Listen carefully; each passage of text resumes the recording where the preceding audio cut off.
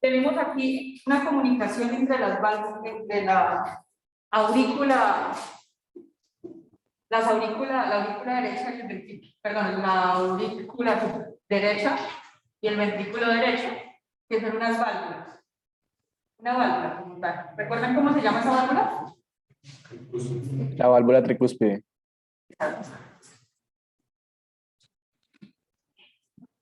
Entonces, cuando la sangre viene, recuerden que la presión de la aurícula derecha debe ser un poco menor que la presión intratorácica. ¿Con qué objetivo? Con el objetivo de que la sangre logre llegar aquí a la aurícula.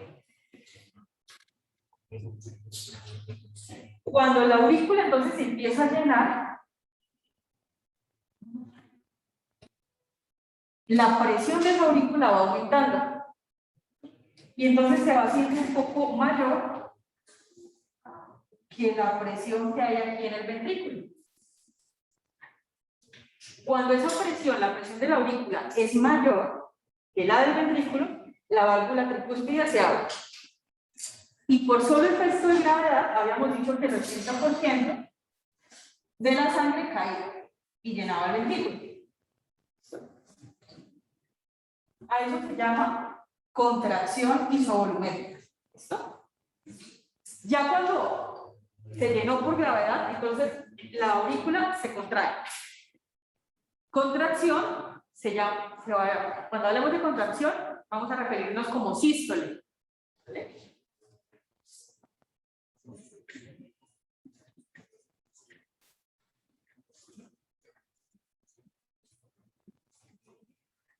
Entonces, la aurícula se contrae y cae la sangre al ventrículo derecho. Luego, entonces habíamos dicho que teníamos por acá otra válvula.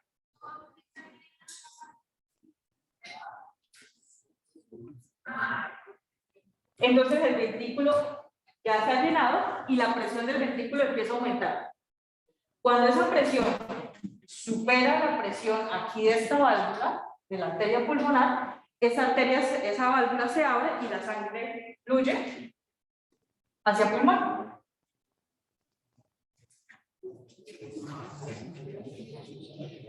Aquí tenemos válvula pulmonar. En pulmón hace su respectivo intercambio gaseoso y se devuelve a través de las venas pulmonares. La sangre llega aquí a la aurícula izquierda. Y lo mismo, en el momento que llega a la aurícula izquierda y se está llenando, que todavía no ha habido contracción, eso se llama diástole. En ese momento, la aurícula está relajada.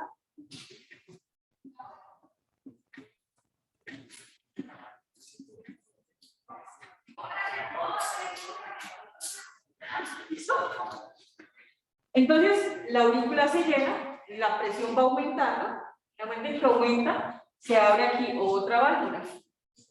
¿Esa válvula cómo se llama?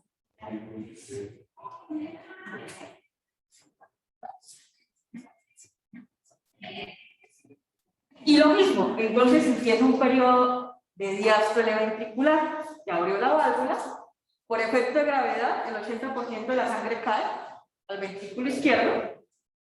El ventrículo izquierdo empieza a aumentar la presión, ¿okay? Y se contrae la aurícula. Cuando se contrae la aurícula, pasa el resto de sangre y se cierra la válvula mitral. Y volvemos a lo mismo. Ya cuando el ventrículo está lleno, entonces tenemos otra por acá, otra válvula.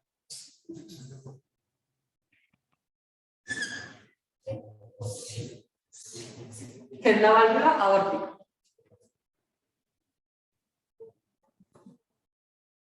El ventrículo se llena, el ventrículo se empieza a contraer, empieza a aumentar la presión, logra abrir esa válvula y la sangre se contrae completamente el ventrículo. Tenemos la sístole ventricular y la sangre pasa a circulación sistémica.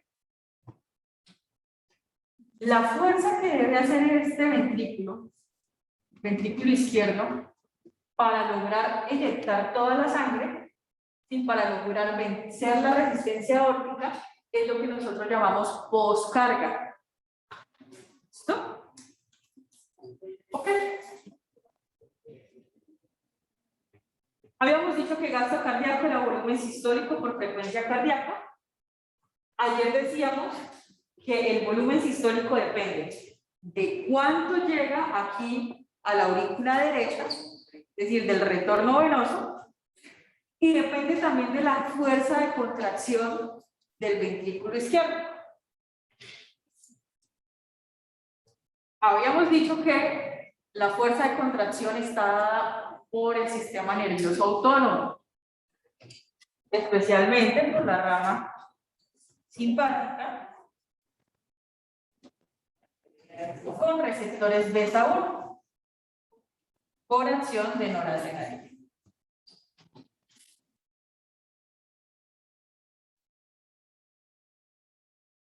Habíamos hablado también la semana pasada de un concepto que era la fracción de eyección ventricular.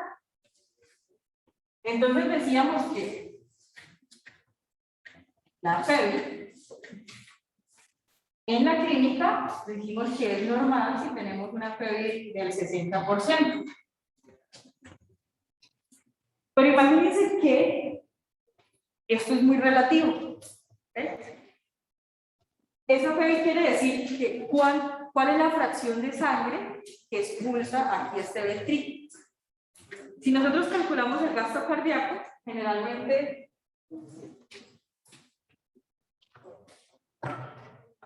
tenemos un valor de gasto cardíaco de 5.5 a 6 litros por minuto. Pero entonces imagínense que aquí al ventrículo izquierdo finalmente llegaron 10 mililitros. ¿Cuál es el 70% de 10? 6, ¿no? Entonces el ventrículo eyectó 6 mililitros.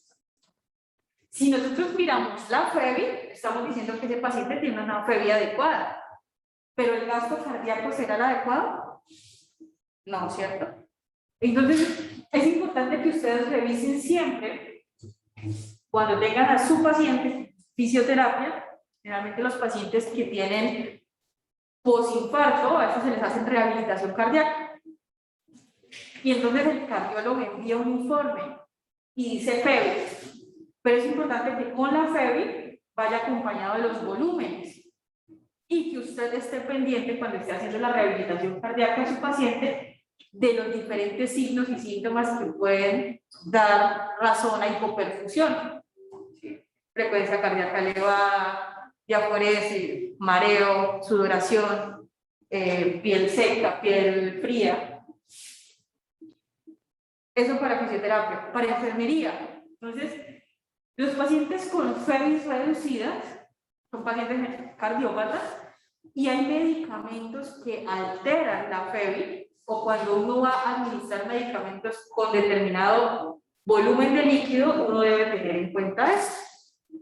Para eso es muy importante. ¿Hasta aquí vamos claros ustedes? ¿Recuerdas qué es la FEBI? La FEBI, claro, fracción de eyección. La fracción de eyección del ventrículo izquierdo.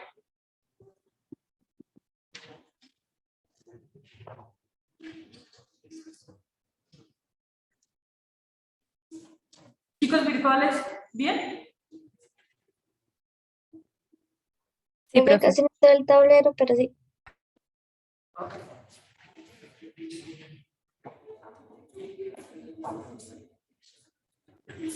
Vamos a hablar de la presión arterial. No, mentira, del electrocardiograma arterial.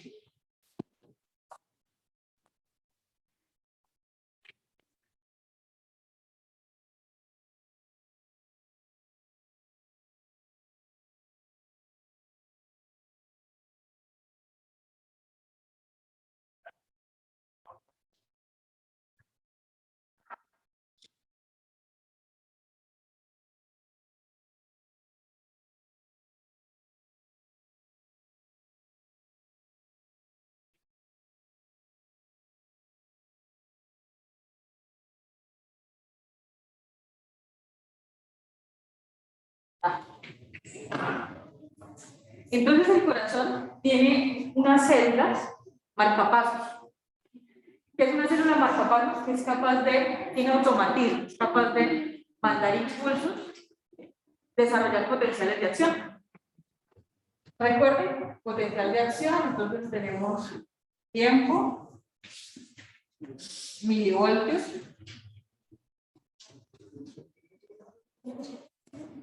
fase 0, hablábamos del ingreso de sodio, fase 1, cierre de los canales de sodio y empieza a salir potasio. Fase 2, salida de potasio, entrada de calcio. Fase 3, salida de potasio.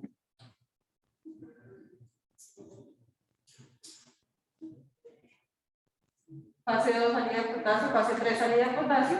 Y fase 4, la repolarización, que está dada por la bomba sodio-potasio ATPase. Entonces, como les decía, hay una serie de acúmulos de células que tienen un automatismo. El primero y el más importante, pues, el primero se llama nodo sinusal.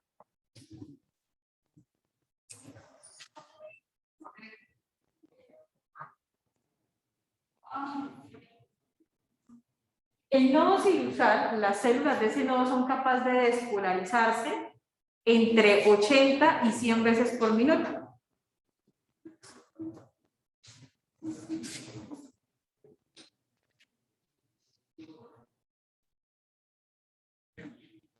De ahí salen unas ramas.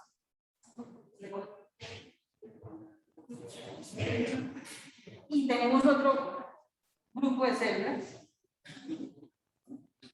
A ver que nosotros vamos a llamar nodo AB, nodo atrioventricular.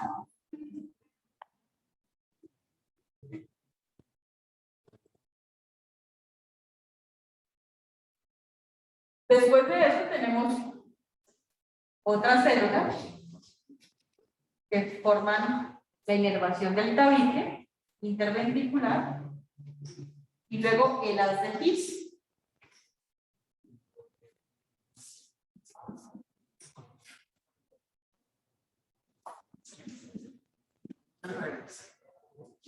El haz de His.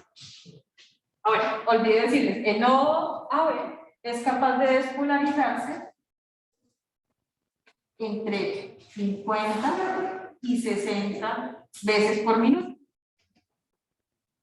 El haz de His es capaz de despolarizarse de 30 y 40 veces por minuto. Luego, entonces, el haz de His o el tabique interventricular se divide en una rama derecha, en una rama izquierda, y tenemos unas fibras que se van a llamar las fibras de Purkinje.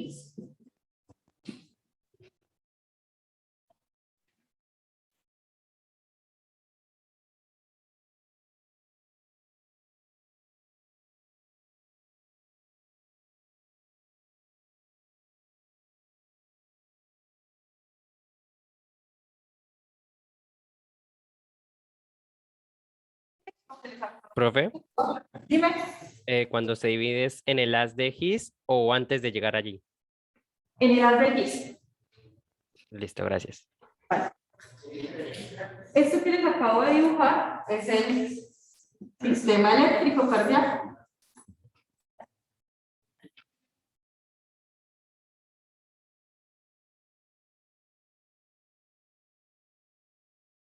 Recuerden que el corazón trabaja,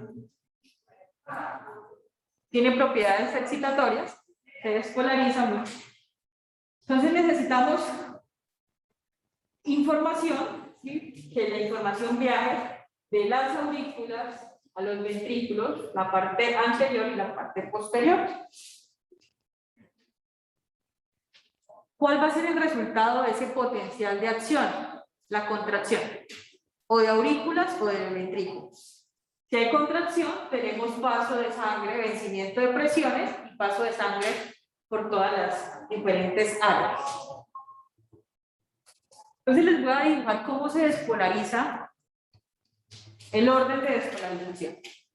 Primero se despolariza si tenemos en un corazón normal, no sinusal, se despolariza primero la aurícula derecha, luego la aurícula izquierda, entonces va algo como esto. Y la suma de esa despolarización nos da un vector grandote.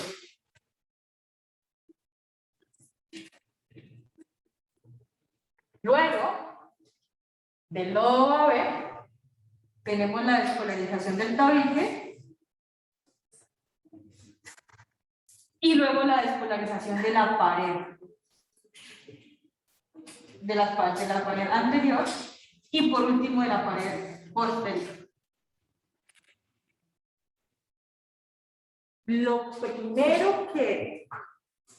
Lo último que se despolariza es lo primero que se repolariza. Entonces, tenemos la despolarización de las aurículas, viene así, el impulso. Y lo primero que se va a repolarizar va a ser la pared posterior, luego la pared anterior, los ventrículos, y luego las aurículas. Entonces, ya ustedes ven, el vector de despolarización es algo como esto.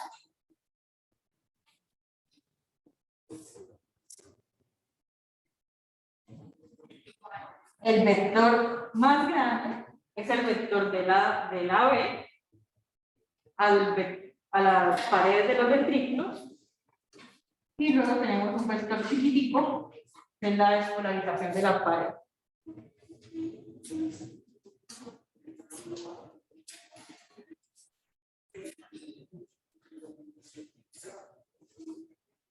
Asegurar que este sistema, que este canal esté completamente funcional, permite que la sangre fluya y que el corazón trabaje como una bomba, es decir, que sea capaz de inyectar.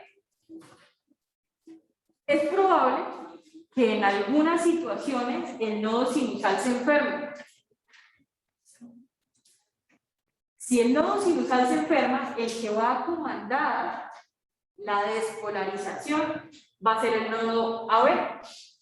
Entonces la frecuencia cardíaca de esas personas sería un poquito más bajita. La frecuencia cardíaca de ustedes, si ustedes se la toman, oscila entre 80 y 100 latidos por minuto. Eso quiere decir que su nodo AB está funcionando de manera completa y que el corazón como tal está funcionando. Hasta ahora bien. ¿De dónde viene la inervación para ese nodo, para el nodo sinusal y el nodo AB? ¿Quién me dice? De pronto el nervio vago. Entonces, por un lado, el nervio vago, ¿sí? No, también no tiene que ver el nervio frénico. Ajá. Entonces, ahora empezamos a integrar los conceptos que habíamos visto de autónomo. Tenemos sistema nervioso simpático y sistema nervioso parasimpático. Listo. ¿Cómo se va a representar esta conducción de corriente del corazón en algo que se llama electrocardiograma? Las aurículas se contraen, cuando las aurículas se contraen, los ventrículos están relajados. Cuando los ventrículos se contraen, las aurículas se relajan. ¿Vale?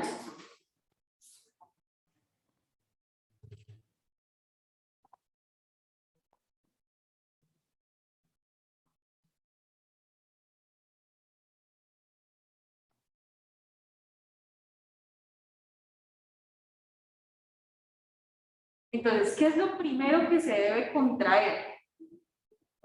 Las aurículas. ¿Listo? Entonces, contraemos las aurículas.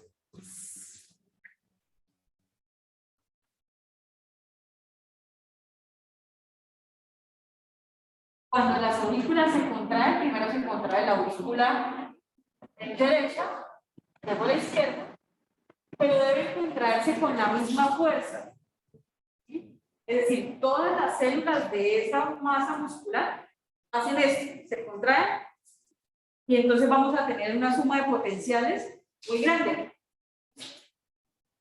Y tenemos una onda. En el electrocardiograma, esa onda se llama onda P. Entonces se contrajeron las aurículas. Luego viene, ¿qué pasa luego de la corriente? ¿Qué pasa con la corriente? Se le relaja la aurícula y la corriente ¿a dónde va? Entonces viajaría del nodo a B, hubo toda la contracción, viaja aquí del nodo a B. La pared es muy pequeñita y los potenciales son muy pequeñitos, entonces nosotros no los vemos y aparece una línea así isoeléctrica. Luego viene la despolarización, la contracción de los ventrículos.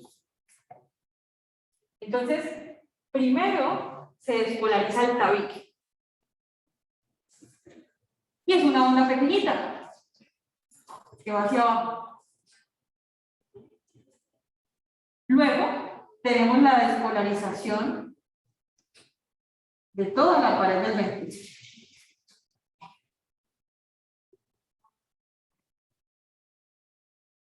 A estas tres ondas, estos tres vectores, lo llamamos QRS.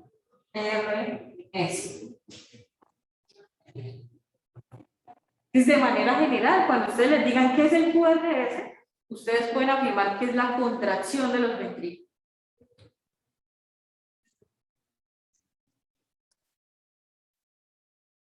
Y luego en un tiempo, y acuérdense que habíamos dicho que lo primero que se repolariza fue lo último que se despolarizó. Entonces se va a repolarizar la pared de los ventrículos. Y tenemos una onda grandotota, que es esta, que es la onda T.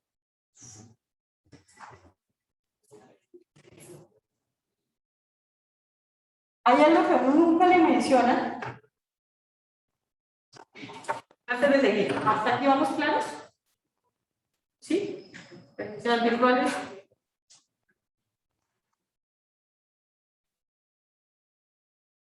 Cuando las aurículas se despolarizan, se contraen, ellas deben relajarse.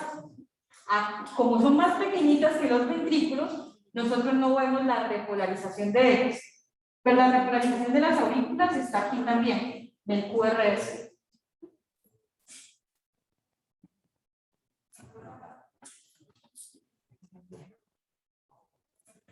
Esto es lo que nosotros llamaríamos, en un electrocardiograma, un ciclo cardíaco completo.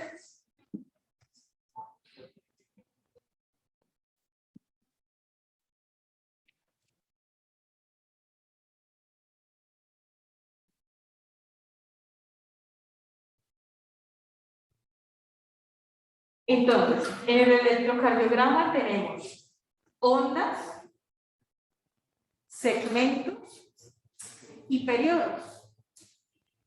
Las ondas, onda P, la onda Q, la onda R, la onda S, que es el complejo QRS, y la onda T. Los segmentos son las líneas isoeléctricas. Entonces, por ejemplo, esto, que va de la onda P a la onda Q.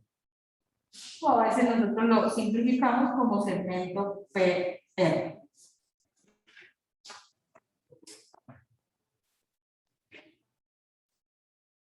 Tenemos otro segmento que va desde la onda S hasta el inicio de la onda T. Y ese es el segmento ST.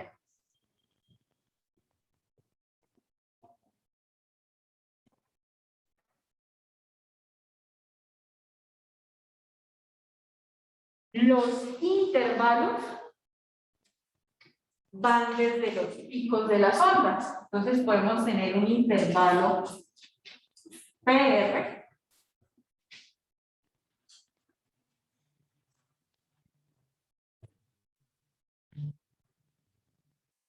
podemos tener un intervalo QT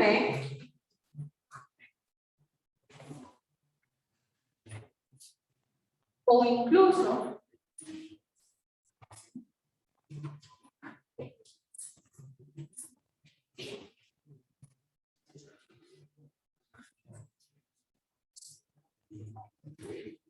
podemos tener un intervalo RR.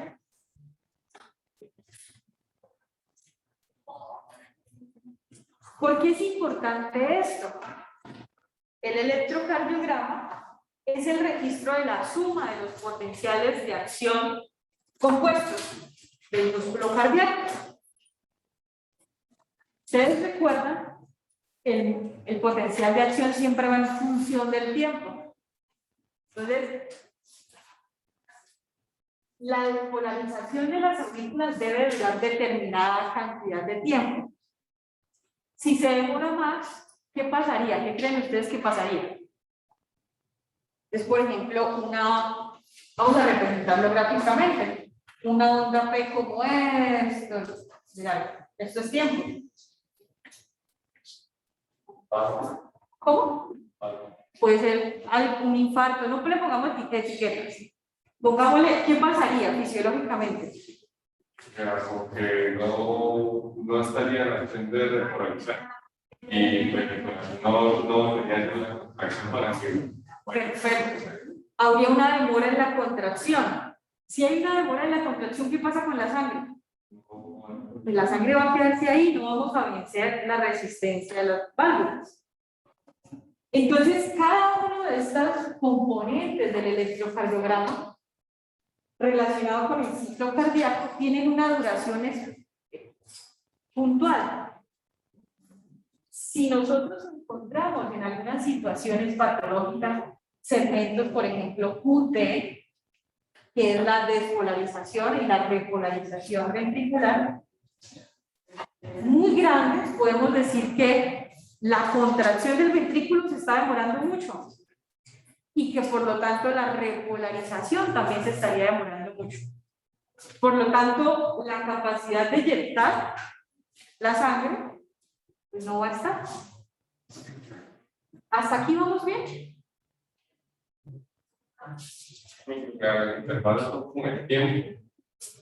Todos son tiempos, ¿sí? Pero entonces, los intervalos son los tiempos que hay entre ondas. Entonces tú puedes tener un intervalo PQ. ¿Qué te va a mirar fisiológicamente? Aparte de la contracción de la aurícula. De la aurícula cuando llega al ventrículo, ¿cierto? Listo. Por ejemplo, si tú tienes un intervalo RR, una onda R a la otra, ¿qué estarías mirando? Exacto, contracción ventricular, 2 veces la contracción. De esa manera se saca la frecuencia cardíaca. Los segmentos son las líneas isoeléctricas. Entonces, si yo tengo un paciente con un segmento PR muy largo, ¿qué creen que estaría ocurriendo?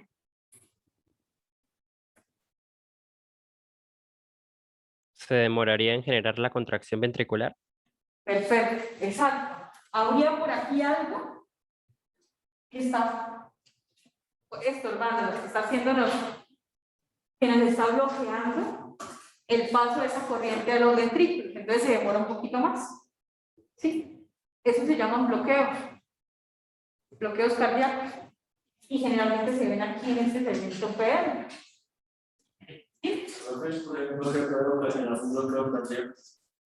Una cicatriz producto de un infarto agudo de miocardio. Alguna alteración también de tipo estructural en todos los cables. Pues. Alguna alteración estructural de los ventrículos o de las aurículas. ¿Cómo? No, un coágulo te va a ocasionar. Entonces, ¿qué es un coágulo? Buena pregunta.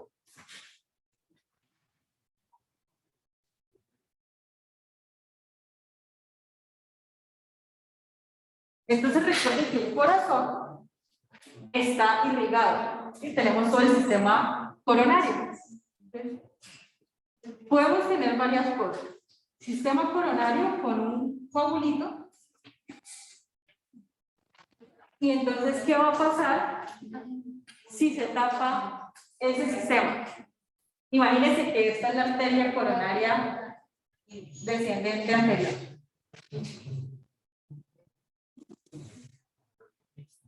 ¿Qué hacen las coronarias?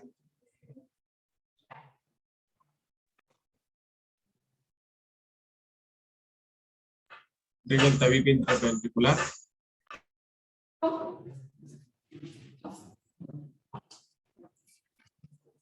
Pero, ¿para qué sirven las coronarias? Tienen el corazón.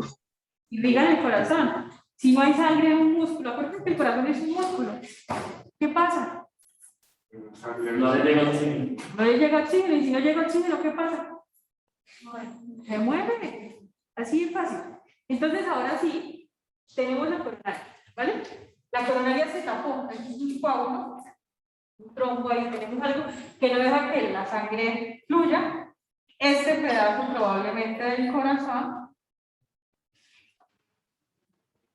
se quedó sin irrigación. Ese pedazo se murió.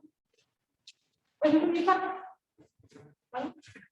Podría llevarnos a que haya un bloqueo, lo que tú dices, pero secundario. No. ¿Qué otro tipo de coágulos podríamos tener? Pues hay algunas alteraciones de la conducción que pueden llevar a la formación de coágulos. Entonces, acuérdense que este cúmulo de células tiene la capacidad, y el corazón tiene la capacidad de propagar ese potencial de acción a través de los discos sindiciales del músculo. Entonces, como tienen esa capacidad, todas las fibras celulares se contraen al mismo tiempo. Entonces vamos a tener una aurícula que hace así. Imagínense que estos son 5 cardiomiocitos de la aurícula. Todos se contraen al mismo tiempo. Hay algunas enfermedades que dañan esa sincronización. Entonces podemos tener una aurícula haciendo así. E imagínense que en la aurícula está la sangre. Si uno le hace así a la sangre, ¿ustedes qué creen que pasaría? No o sea, si la bombeamos, normalmente la bombeamos de esta manera y pasamos a ventricular. ¿Cómo? O sea, quería necesitar el paso de la sangre a los ventrículos. No alcanzaría. No alcanzamos, pero adicional cuando ustedes tienen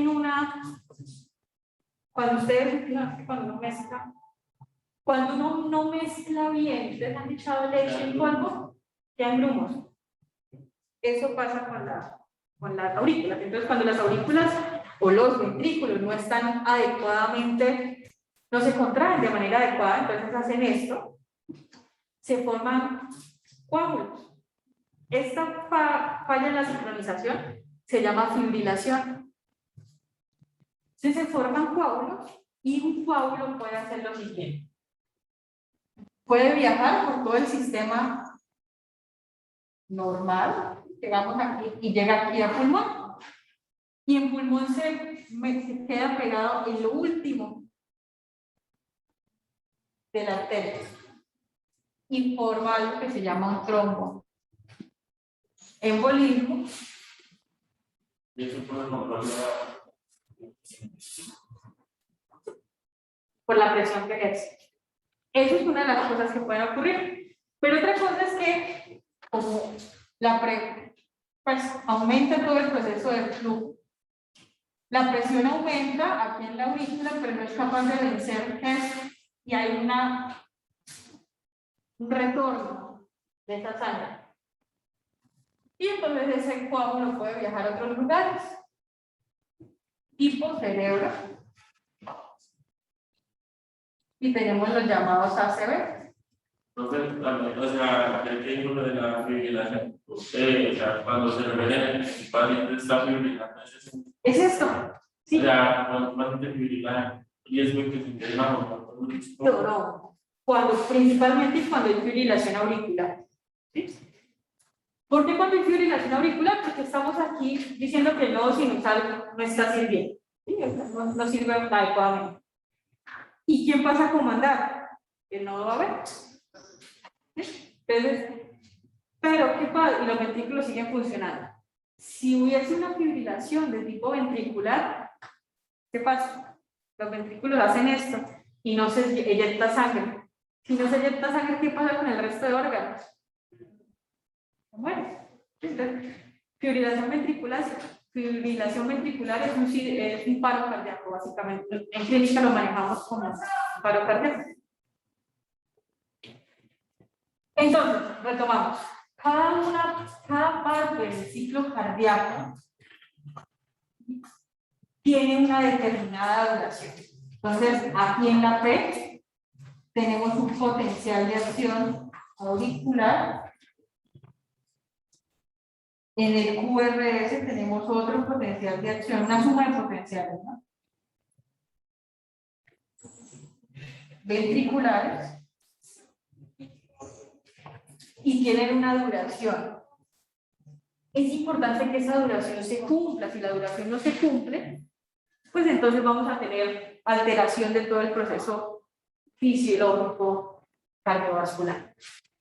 ¿Hasta aquí vamos bien, chicos?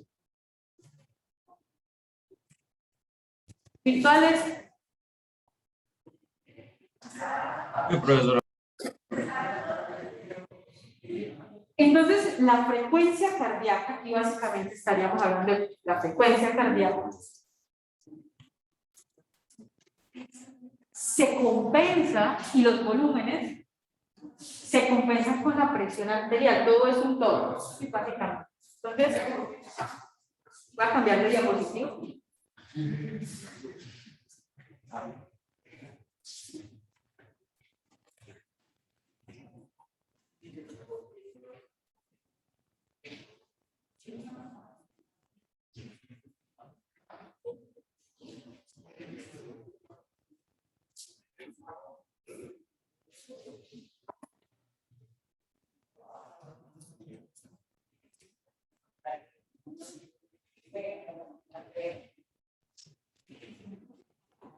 Entonces, tenemos gasto cardíaco es igual al volumen por la frecuencia cardíaca. Pero la presión arterial es igual al gasto cardíaco por la resistencia vascular sistémica.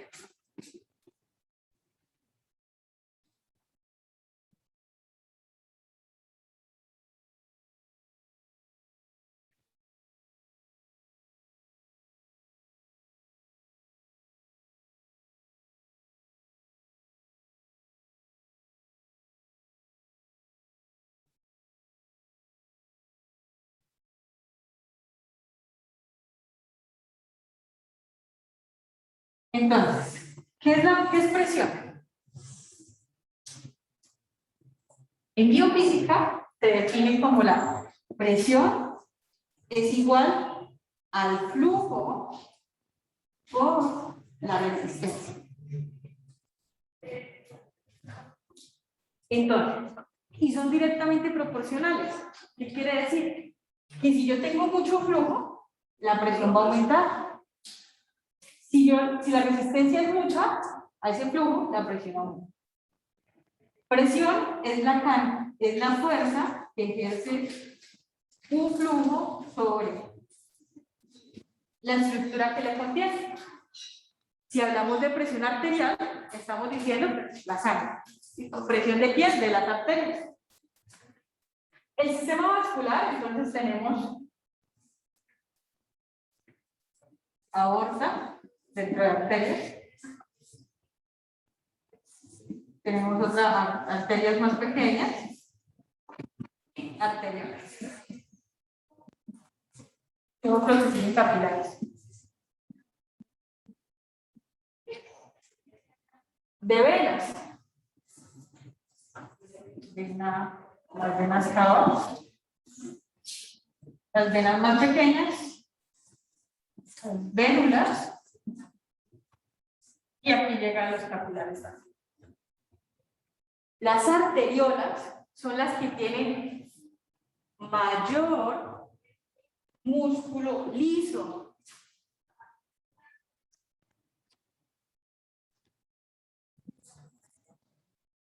Y son las que mantienen la presión arterial.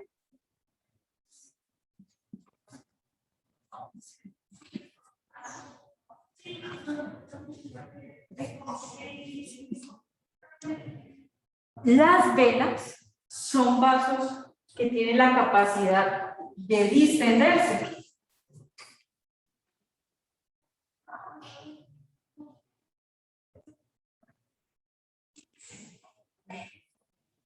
De distensión.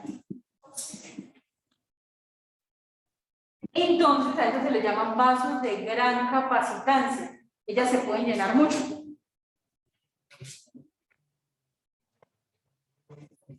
Entonces,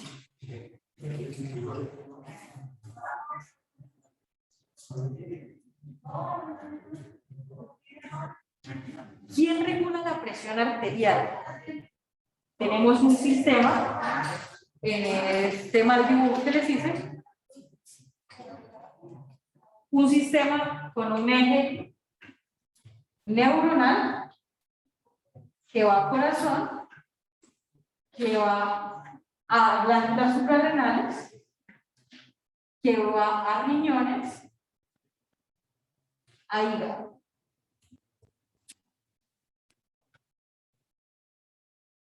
Glándulas suprarrenales, tenemos la producción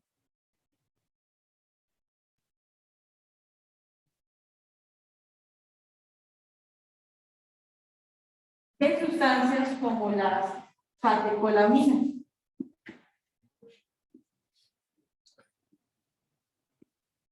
Dentro de ellas está la adrenalina y la noradrenalina y actúan en receptores alfa 1, si estamos hablando de tejido vascular. Estos receptores tienen alfa 1.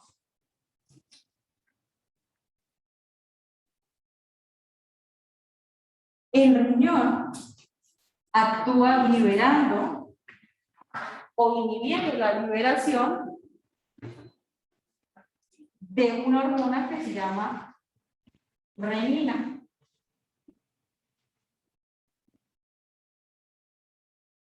La renina, si tenemos una presión arterial muy bajita,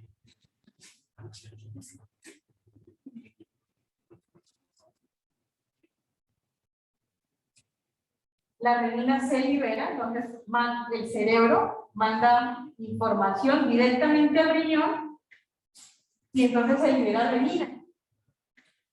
La renina se une con la angiotensina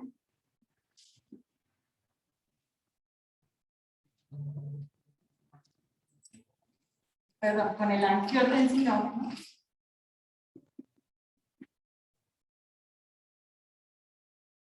que sale del hígado. Cuando esto ocurre, entonces se convierte en angiotensina, ahora este corazón, luego en angiotensina 2, y esa angiotensina 2 va a actuar sobre los vasos sanguíneos y va a aumentar la presión cardíaca, la presión arterial. La aumenta estimulando receptores alfa 1, es decir, aumentando el tono vascular.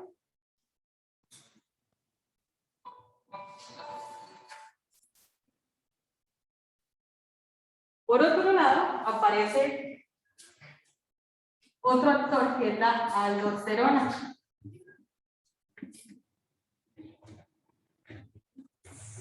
Y la aldosterona inhibe la capacidad de excreción de líquido. Entonces, ¿dónde actuaría?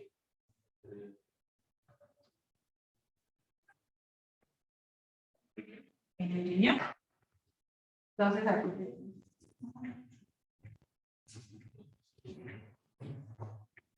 Y entonces, cuando actúa ahí, evita la excreción de sodio.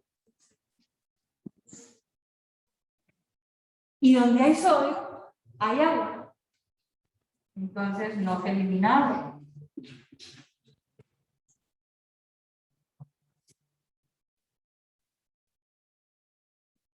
Si no se elimina agua, pues la presión flujo aumenta, aumentamos resistencia y la presión aumenta.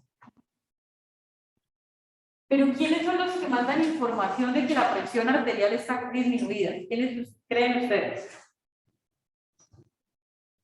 Los vasoreceptores y quimiorreceptores del seno y cuerpo carotídeo. Perfecto. Entonces tenemos una serie de mecanorreceptores que se encuentran en callado aórtico y seno carotídeo. Entonces ellos están aquí. Estos se llaman los vasoreceptores.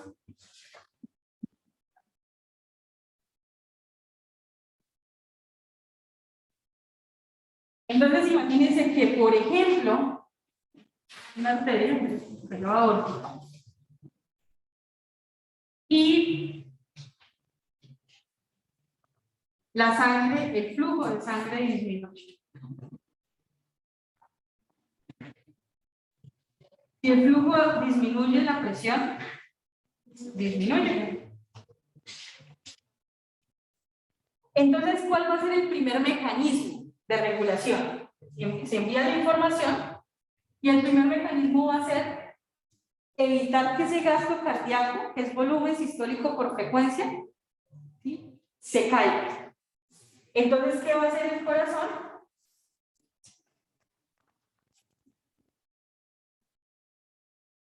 ¿Qué va a hacer? Bueno, el cerebro, pues. Va a enviar información y va a estimular nodo sinusal. Pero esa información va a ser de tipo simpático. Si es de tipo simpático, la frecuencia cardíaca aumenta. Esa es la primera parte de compensación de la presión arterial. Si el corazón late más rápido, pues va a enviar más veces sangre. ¿Listo? Pero adicional, entonces, el tiempo de llenado ventricular aumenta o disminuye. ¿Sí se les cambió? Vale. Entonces imagínate que tú tienes esto, ¿sí? Cada vez que está abierta la mano se llama el ventrículo. Pero si tú tienes esto, el tiempo para que se llene es mayor o es menor. Menor. ¿Cierto? Entonces la sangre que eyecta en un minuto podrá ser la suficiente para mantener el gasto cardíaco. No, ¿cierto? Entonces, esta primera fase de compensación es una fase transitoria. Es la primera que se activa. Después, entonces, como no vamos a alcanzar, si la frecuencia cardíaca aumenta tanto, no se alcanza a compensar, entonces se activa este sistema.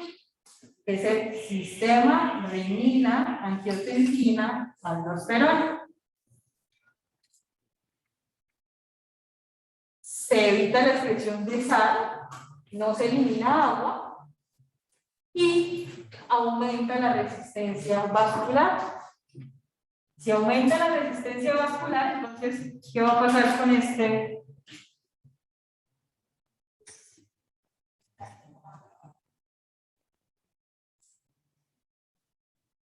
vaso? Se va a volver más pequeñito, que está contraído, y entonces la sangre, el volumen de sangre es el adecuado, y entonces la presión arterial se restablece. ¿Qué pasa? Por lo contrario, si la presión arterial es muy alta, y entonces imagínense que tenemos un paciente con sobrecarga de líquido, mucho líquido. ¿Es bueno que la presión arterial se eleve mucho? No, ¿Por qué? daña los riñones y daña muchas cosas en el cuerpo de manera crónica. Les voy a dibujar aquí una caricatura. Esto es una arteria normal. ¿Listo?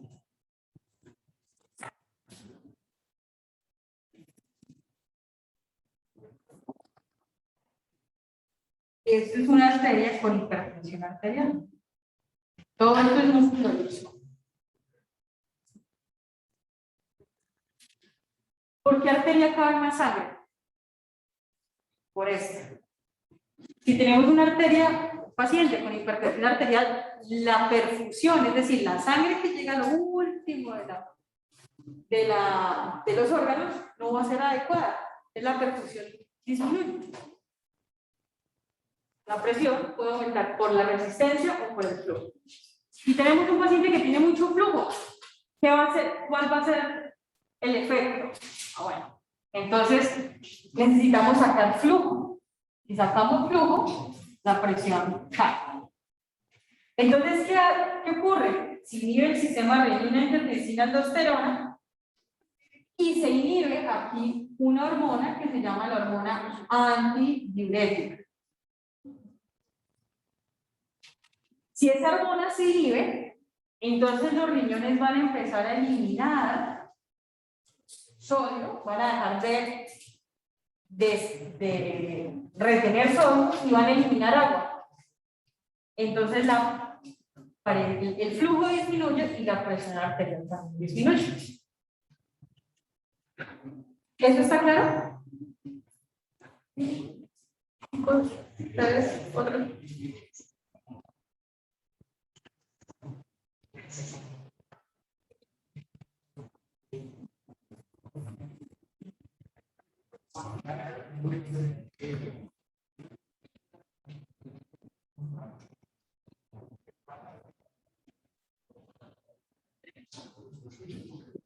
Tenemos, ustedes lo han escuchado probablemente, dos presiones.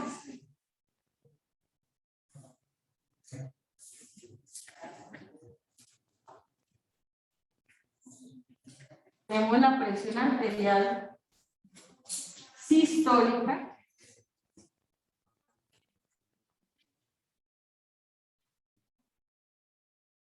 y tenemos la presión arterial diastólica.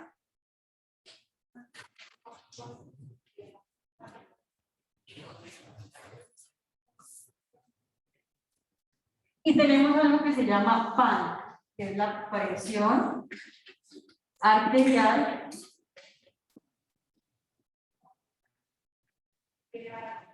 media. Esta presión arterial media, nosotros esperamos que esté en 65 milímetros de mercurio.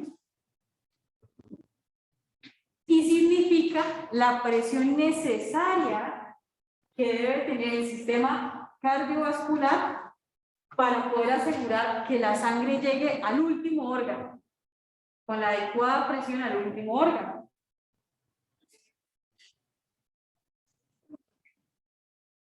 ¿Qué era la sístole?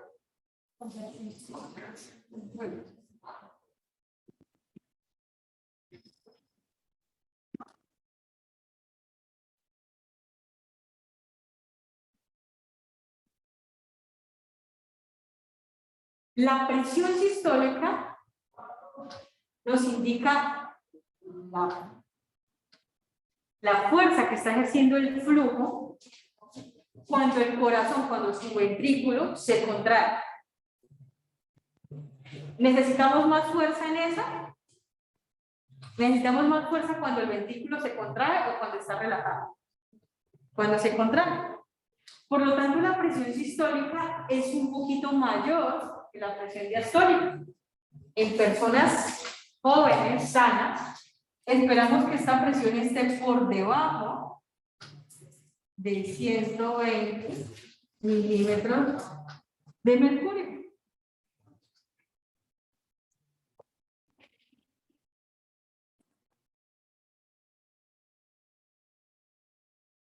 La presión diastólica es la presión que ejerce la sangre cuando su ventrículo está relajado recibiendo la sangre. Esperamos que esa presión sea esté en 80 a 60 milímetros de mercurio. Como tarea, van a averiguar cuál es la fórmula para calcular la presión arterial media.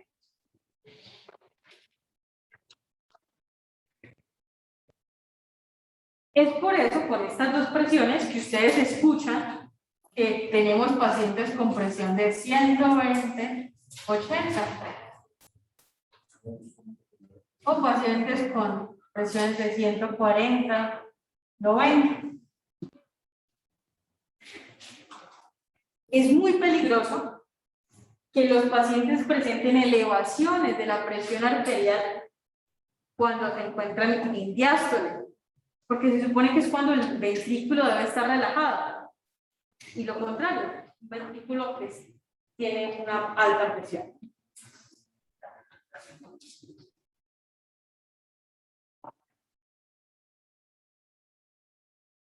¿Cómo se mide la presión arterial?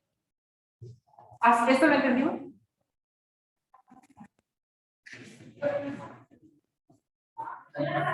De manera indirecta, nosotros medimos la presión arterial con el tensiómetro.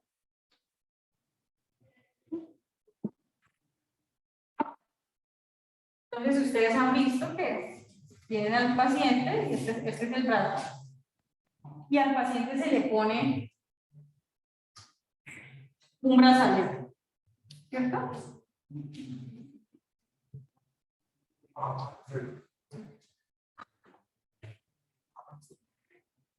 Ese brazalete está ejerciendo una presión sobre esa arteria. Aquí tenemos la arteria.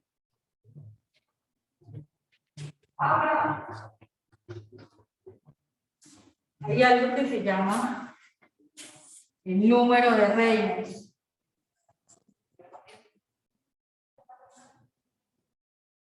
Ese número de Reynolds nos da la velocidad, en última nos indica qué es un flujo laminar. Cuando el número de Reynolds es muy elevado, el flujo de la sangre no es laminar. ¿Qué quiere decir laminar? Que aquí, hacia la periferia, es decir, rozando con el borde de la arteria, la sangre va muy lenta. Pero en la medida en que se va acercando hacia el centro, aumenta esa velocidad.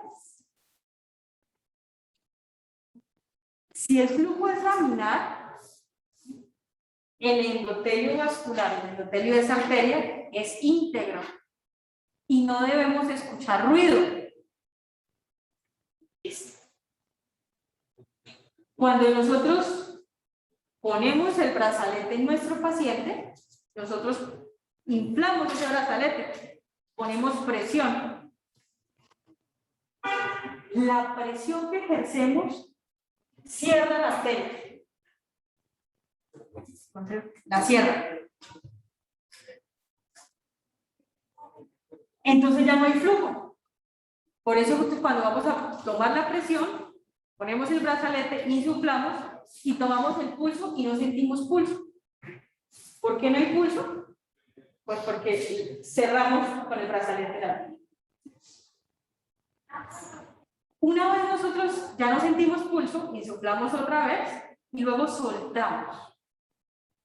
Como soltamos de manera abrupta, abrimos rápido esta arteria que estaba cerrada. Y entonces la sangre que venía con un perfil bonito, laminar, con un flujo laminar, se desordena.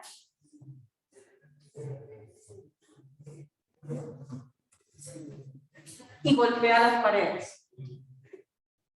El primer ruido que escuchamos, porque entonces también tenemos el fonendoscopio, el primer ruido que escuchamos le llamamos presión sistólica. Esto, abrimos la pared, el número de Reynolds aumenta, el flujo está desordenado, golpea y escuchamos un... Eso. Y luego vamos a seguir escuchando. Cuando el flujo vuelve a ser laminar, es decir, se organiza,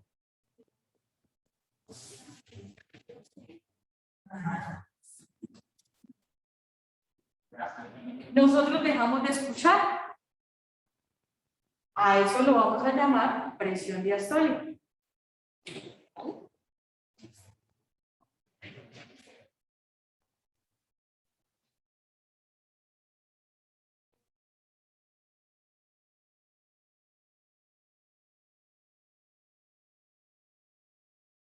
Cuando la presión arterial es muy alta, el número de Reynolds es muy alto, ya la velocidad de la sangre de la periferia es mayor, va a dañar ese endotelio vascular. El endotelio, ustedes recuerdan, tiene la capacidad de producir sustancias de tipo vasodilatador,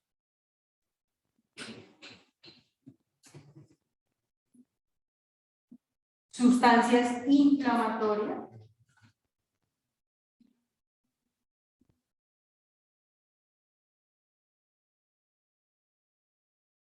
entonces, si la presión arterial es muy alta, se inhibe la capacidad de producir sustancias vasodilatadoras, tipo óxido nítrico.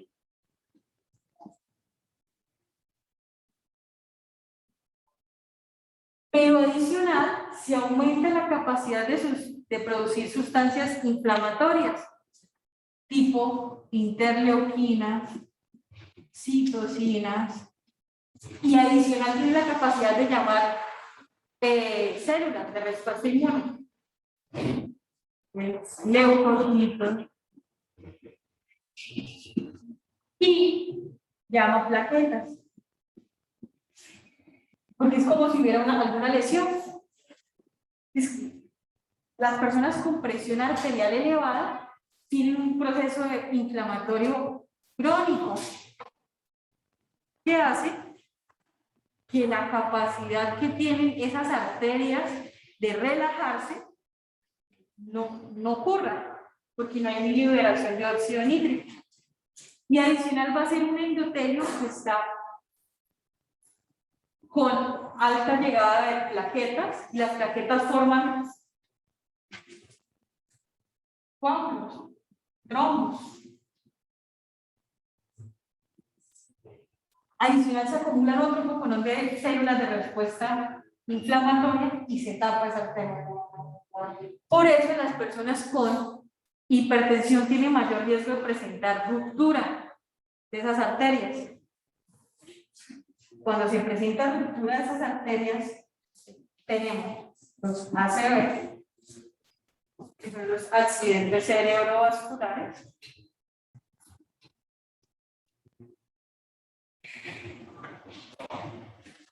tenemos rupturas de aneurismas, tenemos ruptura de vasos de retina, se llama glaucoma. Adicional, en el riñón, la arteria renal, el riñón no tiene adecuado flujo, entonces se inhibe la capacidad, es como si no llegara, como si no hubiese líquido, entonces el riñón empieza a fallar, no se filtran las sustancias, las diferentes toxinas, y entonces ocurre fallo renal.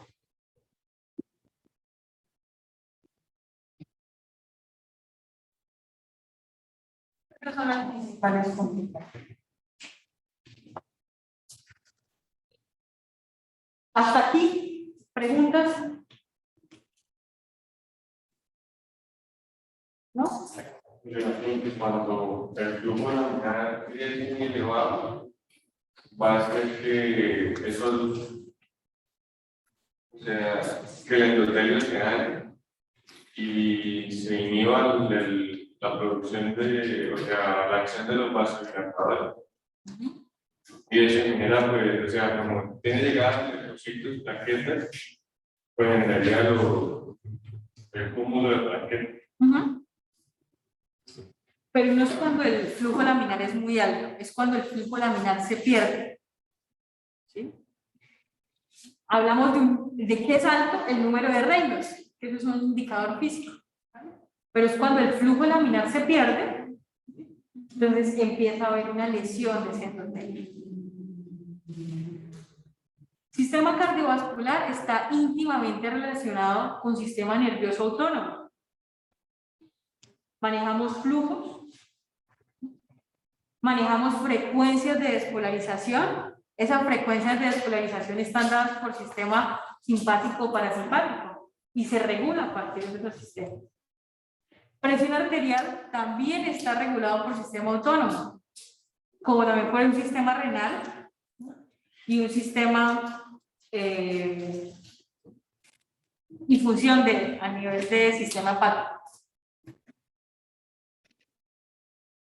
Básicamente, si el sistema cardíaco, el corazón, que es el centro del sistema cardíaco cardiovascular, no funciona, no vamos a tener la perfusión adecuada.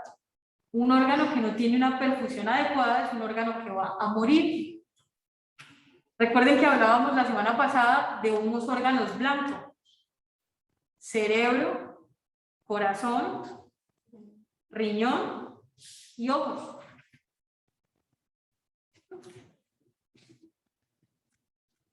Precarga es el retorno venoso, es decir, lo que llega a la aurícula derecha. Poscarga es la resistencia que debe vencer el ventrículo izquierdo para poder bombear sangre, que está dada por la válvula aórtica y por la aorta.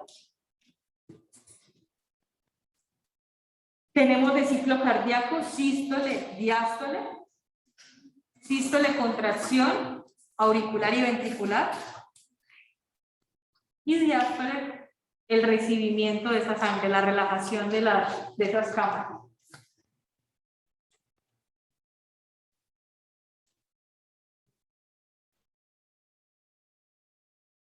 Yo creo que estamos bien hasta aquí.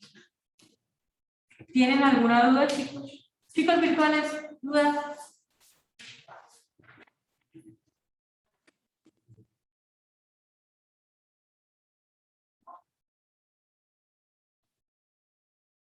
Ayer, ¿quién me preguntó? Creo que fuiste tú. ¿Algo el retorno venoso? ¿Fuiste tú? Bueno, las venas, que me acordé, las venas tienen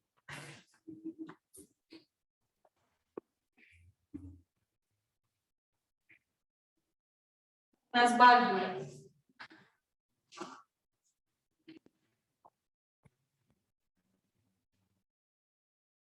Esas válvulas, cuando la sangre sube, esas válvulas se cierran para evitar el retorno. Cuando nosotros estamos mucho tiempo sentados y nos paramos rápido, nos mareamos. ¿Qué les ha pasado? No están enfermos. Ayer alguien dijo, uy, entonces no estoy enfermo. No, no está enfermo. ¿Qué pasa? Por acción de la gravedad, cuando nos levantamos, toda la sangre se queda en las piernas. Y entonces los vasoreceptores dicen, uy, no hay sangre. Perdimos líquido. Entonces nos mareamos un poquito porque no llega sangre al cerebro, pero es momentáneo. Y es probable que ustedes sientan que la frecuencia cardíaca, el corazón se les va a salir. ¿Les ha pasado? Eso es un sistema de compensación. ¿No te pasa? No. Chévere. Tienes un sistema autónomo muy bueno. Pero la mayoría no. La mayoría nos ocurre. Eso es normal. ¿Pero por qué ocurre? Porque toda la sangre se queda en las piernas. Entonces, mientras el retorno venoso se restablece, nos vamos a sentir así. No es grave, no están enfermos. ¿Listo? ¿Qué más? ¿Qué no más? Ya está todo claro. ¿Preguntas? En la toma de la presión, en el tensiómetro, tú lo pones y se vas viendo la presión en la que estás administrando. Cuando escuchas el primer ruido, la presión en la que está el tensiómetro, esa es la presión. Esa es la pregunta. Vamos a hacer práctica de eso para que les quede más clarito. ¿No tenemos preguntas? ¿Ah? Bueno, un gusto.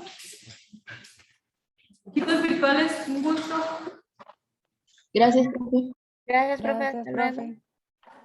Gracias, profe. Luego, profe, Muchas gracias.